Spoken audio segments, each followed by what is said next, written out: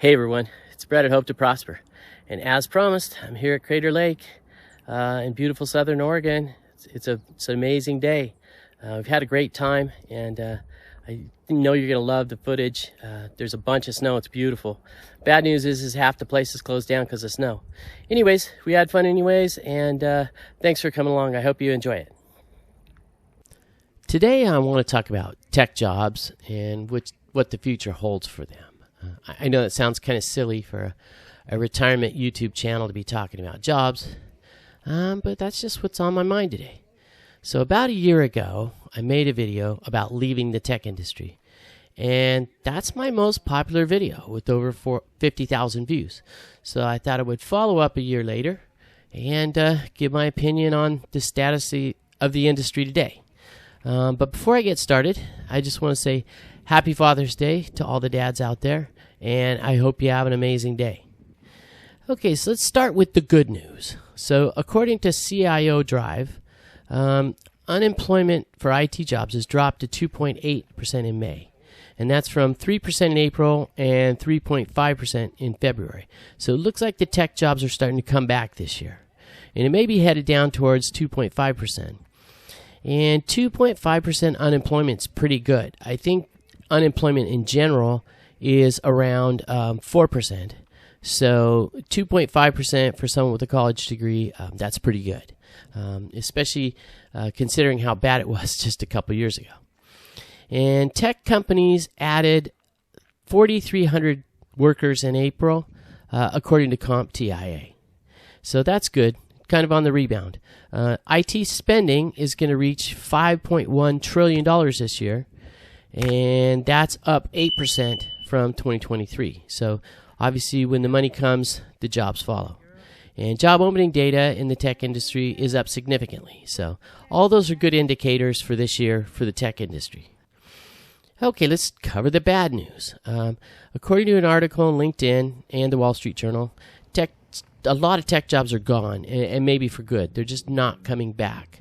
There are new jobs being created, but some of the traditional older jobs are going away. And according to the Epoch Times, tech job postings hit a 5-year low in January of 2025. So I think we're over that hump and starting to get better. But here's one of the big problems is that tech degrees, they no longer guarantee a job, even for top performers. So even if you went to like Caltech or some really good college, USC or Notre Dame or something, and you get a 4.0 GPA, that's not a guarantee you're going to get a job. That used to be a golden ticket, but these days, you could spend 4 years in college and pretty much end up, in the same place you started. So there fewer students are majoring in tech because there's no guarantee of a job after 4 years of expensive college. So that's the bad news right now. One of the big changes I see is that entry level is out. Entry level jobs are really, really hard to come by. Entry level and recruiting jobs, those have been hit the hardest. So those jobs are pretty much have disappeared. Now, higher skilled and specialized workers, they're still in pretty good demand, and there's still, people looking for them, and they have no problem getting a job.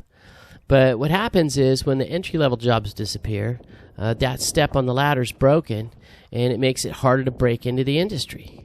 I remember my first tech job working on a tech support line, answering the phone all day for a printer company. And those kind of jobs are being, kind of phased out. They're either putting shift overseas or they're trying to replace them with chatbots, AI chatbots. And I have this friend, he's a director level developer, so he's pretty high level. And he said now he uses Claude and other AIs, ChatGPT, to write the code. And so, where before you'd have a bunch of junior programmers and you'd look over their code, now the AI is the junior programmers, and basically they only need the high-level guys. And so companies are trying to get more production out of fewer workers, and the workers that are being cut are the lower-level ones. And one of the reasons, too, is that companies are hesitant to train and invest in entry-level workers. You know, when they hire a junior developer, that saps the productivity of the senior developers who are trying to bring the junior developer along. And then there's no guarantee that that junior developer is going to work out into a great developer in the future. So it's kind of a big risk for companies, and that's why they're hesitant to invest in them. Let's talk about the changing landscape. In the business, you know, AI, robotics, and cybersecurity, they're really hot right now. Those are hot positions. Some of the more traditional things are being phased out. Like AI is replacing things like QA testers, technical support, and entry-level coders, like we talked about. So that's a changing landscape. Another thing that's happening is that side hustles and contract work, that's kind of the way of the future right now.